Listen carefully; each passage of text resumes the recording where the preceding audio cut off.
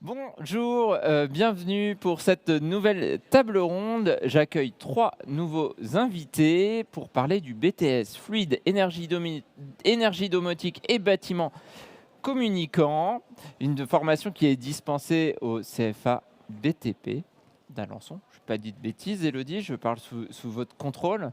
Vous êtes C'est bien ça. presque une redoublante sur les Conf Express. Vous êtes Tout à ma fait. première redoublante puisqu'on s'était vu il y a 2 ans. Oui. Bonjour, et vous êtes formatrice en génie climatique, C'est ça.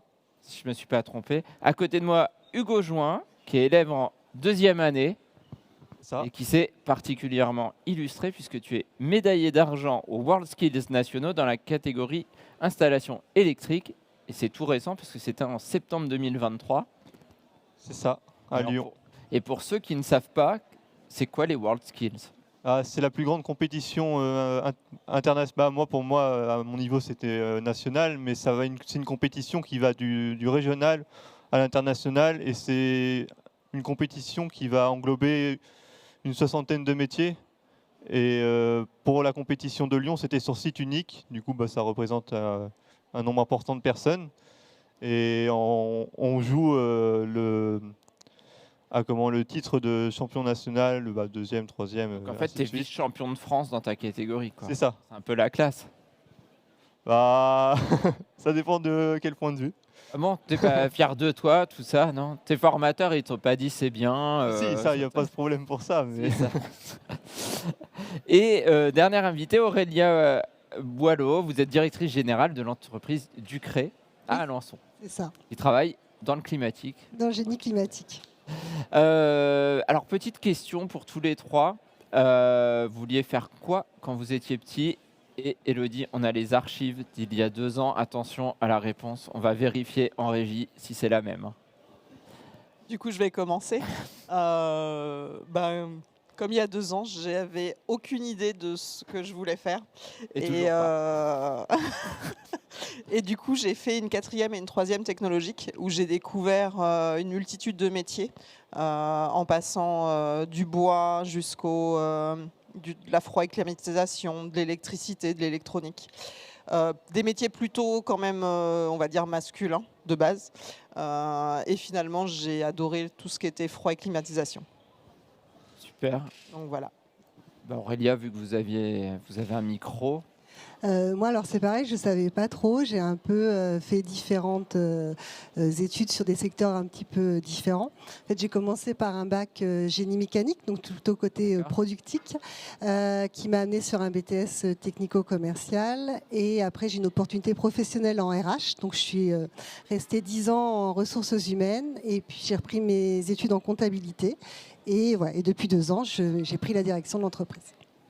Voilà, donc, c'est un parcours un peu... C'est souvent le cas des parcours qui sont rarement linéaires au final. Et alors, Hugo, toi, tu voulais faire quoi? Alors pour moi, j'avais pas trop d'idées jusqu'à la seconde. J'ai fait une seconde générale, ça m'a pas spécialement intéressé. Du coup après, j'ai fait plusieurs stages pour me décider sur la voie à prendre. Du coup, mon premier stage était en électricité. J'ai tout de suite accroché. Du coup, je me suis inscrit en CAP électricien au CFA d'Alençon. Ensuite, je voulais poursuivre. Du coup, j'ai fait un bac pro à Caen, en élec aussi. Et ensuite, je suis arrivé en BTS Fluide Énergie Domotique. Et maintenant, avant, j'étais plus sur la partie terrain, à faire des installations chez des particuliers ou dans des industries ou dans du tertiaire. Et maintenant, je suis en bureau d'études pour faire des études au niveau des salles blanches de laboratoire. Est-ce que quand tu as quitté la seconde générale pour partir dans la voie professionnelle, tu t'imaginais aller jusqu'au BTS? Au départ, non, mais dès que je suis arrivé en bac, je savais qu'il fallait que je continue pour progresser dans mes compétences. Oui, a priori, deuxième place au World Skills France, t'as pas trop mal trouvé ta voie finalement. Visiblement, si vous le dites. Alors, petite nouveauté, c'est pour Élodie, le portrait chinois de votre formation. Alors, si votre formation était une qualité, alors tout le monde a le droit de répondre, hein, c'est une qualité pour votre formation.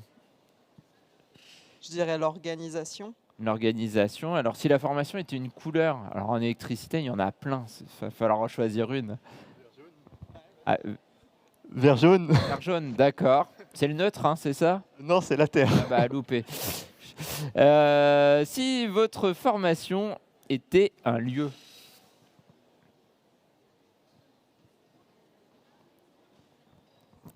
Le bâtiment. le bâtiment. Et dernière question, mais la réponse est devant. Si c'était un objet, Donc là, l'objet, on a ramené une mallette de programmation pour les installations électriques domotiques. alors, moi, je veux bien qu'on m'explique, parce que vous avez vu ma maîtrise de l'électricité il y a quelques secondes. À quoi ça peut bien servir? Tu veux expliquer, Hugo, ou j'explique?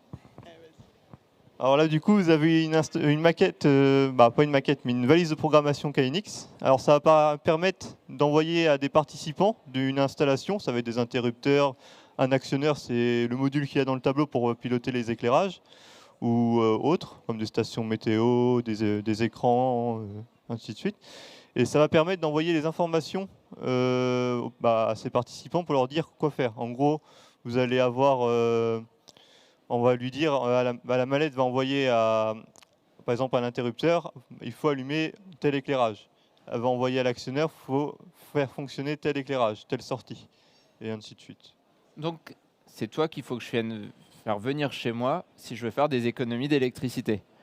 Ça peut en faire partie, parce que aussi dans ces installations-là, on peut faire des mesures de consommation, des contrôles des énergies pour dire, par exemple, dans un plateau de bureau, de telle heure à telle heure, on allume nos éclairages et de telle heure à telle heure, on les éteint pour faire des économies. Ça permet aussi de contrôler le chauffage et fermer les volets.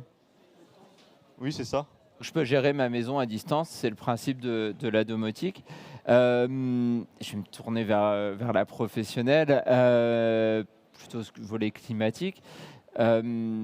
Ce BTS, fluide, énergie, domotique, bâtiment communicant, en quoi il est en phase avec vous, vos attentes de professionnels? Nous, c'est surtout pour la partie génie climatique, donc aussi bien au niveau des études, par exemple, pour toute la partie dimensionnement, pour les installations, et puis pour être dans la continuité en fait de l'apprentissage du CAP plomberie chauffage, ça permet de compléter les connaissances que les apprentis peuvent avoir pour être le plus à l'aise possible au niveau de leur poste de travail.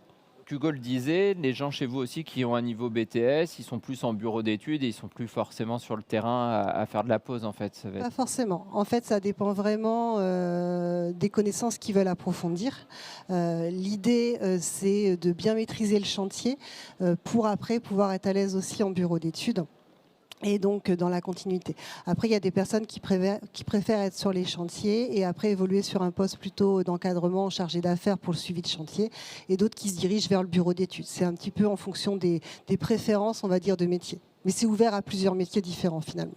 Donc Elodie, du coup, c'est quoi la répartition des étudiants? Il y en a une partie qui sont beaucoup sur le terrain, d'autres qui sont plus en bureau d'études. La répartition, c'est quand même, on va dire, 70% sur le terrain. Et le reste en bureau d'études. C'est vrai que avant, quelqu'un qui faisait un BTS allait directement en bureau d'études. Maintenant, c'est vrai qu'on attend plus de connaissances au niveau du chantier et pour bien visualiser en fait ce qu'on va devoir faire dans un bâtiment avant de travailler en bureau d'études. Est-ce que le métier s'est complexifié avec l'apparition de la domotique dans le domaine électrique au final? Alors il s'est complexifié aussi bien sur la partie domotique que sur la partie génie climatique. Donc le BTS c'est domotique au niveau de l'option, c'est domotique et bâtiment communicant. Donc quand on parle de bâtiment communicant, en fait ça va être aussi bien le fait de gérer la régulation de la ventilation et du chauffage d'un bâtiment comme celui-ci. Et pour ça, en fait, on a ce qu'on appelle des GTC, donc des gestions techniques contrôlées. Et tous ces systèmes-là, en fait, se sont vraiment complexifiés. Et c'est pour ça que maintenant, bien souvent, en fait, on reste un petit peu plus longtemps sur le terrain avant de travailler en bureau d'études. Donc le BTS uniquement en alternance, celui-ci? Oui, chez nous, uniquement en alternance. Et Hugo, t'imaginais, toi, la complexité? Est-ce que tu as été surpris, la différence entre le bac pro, le BTS qui t'était demandé? Est-ce qu'il y a un gap, on va dire, un fossé? Pour moi, le gap, entre guillemets, c'était la partie plomberie et génie climatique. Parce que comme j'étais en bac pro Mélec, on voyait que la partie élec, bah, logique. Et du coup, bah, avec Elodie, ma formatrice, on a revu les bases et après on a monté en complexité jusqu'à atteindre un niveau pour pouvoir dimensionner une installation dans n'importe quel bâtiment. Type ANOVA. Peut-être pas au niveau grandeur, mais au moins une école, des bureaux, une habitation. Voilà. Aurélia, c'est des profils que vous recherchez, vous, on l'a dit, en apprentissage. Est-ce que vous avez des manques, des difficultés de recrutement en fait sur ce type de profil? Alors là, on a depuis 2 ans vu une augmentation des candidats pour l'apprentissage, donc ce qui est une bonne chose puisque nous, c'est vraiment ce qu'on favorise au niveau de l'entreprise. Mais il y a quelques années, on avait des demandes et on ne pouvait pas les pourvoir parce qu'il n'y avait pas de candidats. Et c'est vrai que pour apprendre le métier, l'apprentissage, c'est vraiment une voie qui est parfaite en fait pour pouvoir bien découvrir à la base et ensuite pouvoir progresser dans l'entreprise. Et quand ils sont à l'école, ça se passe comment? C'est beaucoup de cours, beaucoup de pratiques, finalement? Alors, nous, ils sont 35 heures en cours. Au niveau de la pratique, ils en ont beaucoup moins que quand ils sont en CAP ou en BP. Ils font plus en fait du paramétrage d'installation, donc avec ce genre de choses, ou alors du contrôle de bon fonctionnement d'installation, donc contrôler que le débit d'air soit le bon, les températures soient les bonnes, ce genre de choses. Et ensuite, ils ont toute une partie technique où là, ils vont apprendre à répondre à des appels d'offres, donc chiffrer en gros une installation, apprendre à faire des plans, ce genre de choses. Et à côté de ça, ils ont également en fait encore de l'enseignement général, donc avec du français, des maths, des sciences. Donc ça veut dire que vous avez des salles de cours un petit peu particulières chez vous, avec des installations diverses et variées. Mais pour ça, on a quelques images, logiquement, qui vont être envoyées par la régie d'ici quelques instants pour qu'on se fasse une meilleure idée un petit peu de vos locaux.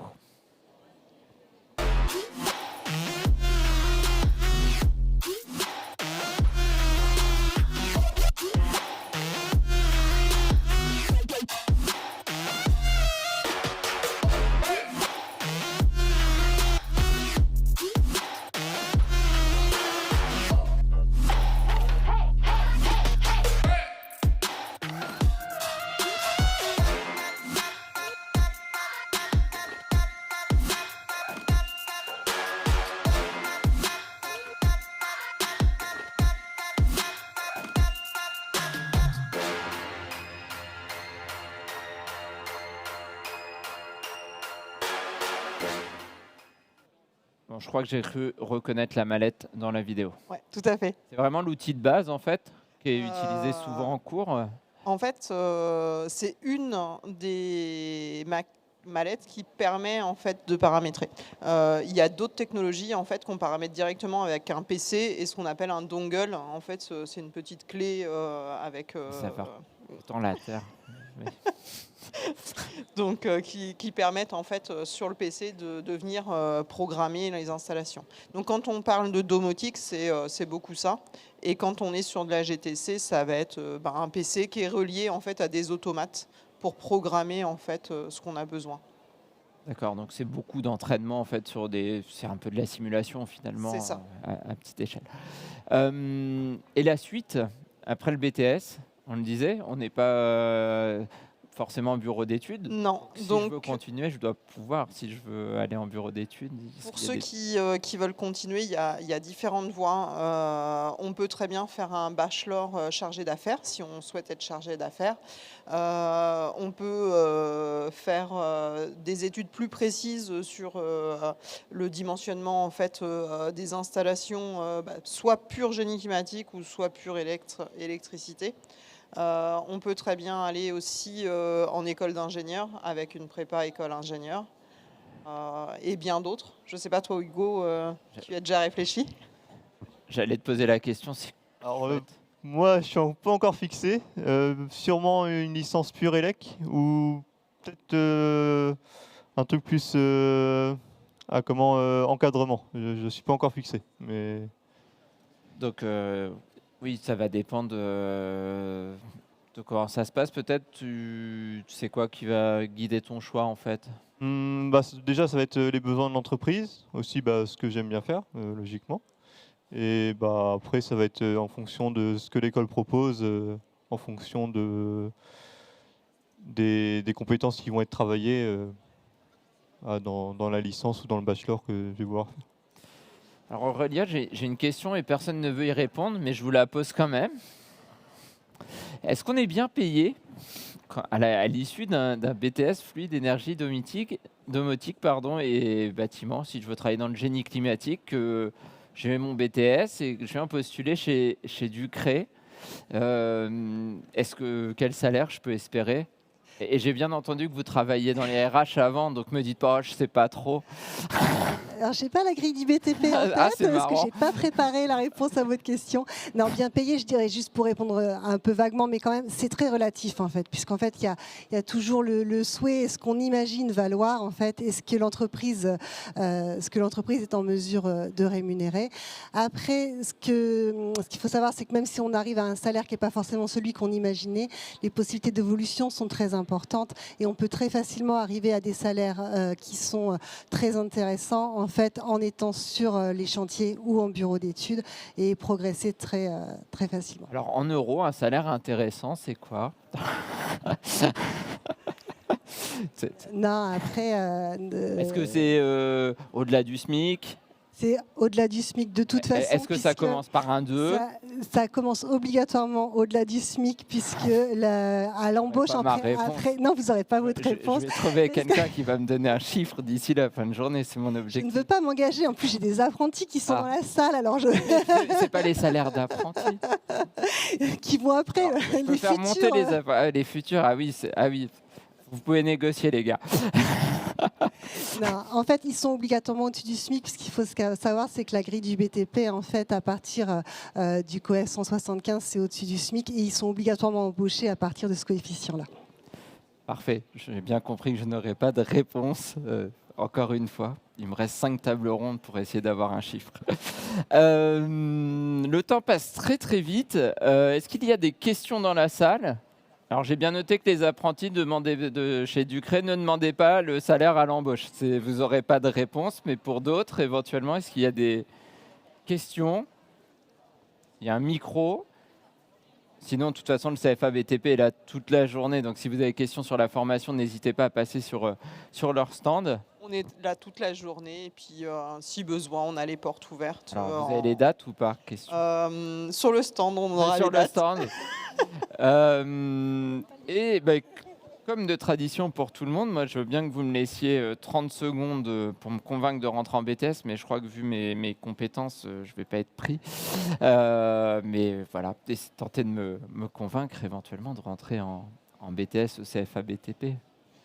Eh ben, pour vous convaincre, je dirais que c'est un métier d'avenir et qu'on va retrouver une diversité de possibilités d'emploi à la fin du BTS et que, en général, on a un taux d'employabilité de 100% à la sortie du BTS. Donc, ça, c'est plutôt pas mal. C'est plutôt pas mal.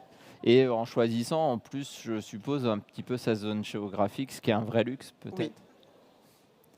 Super, merci à tous les trois. Je vous libère. Et puis nous, on se retrouve d'ici 2-3 minutes pour une table ronde un petit peu particulière, puisqu'on évoquera la vie étudiante à Alençon avec 2 étudiants alençonnais. À tout de suite.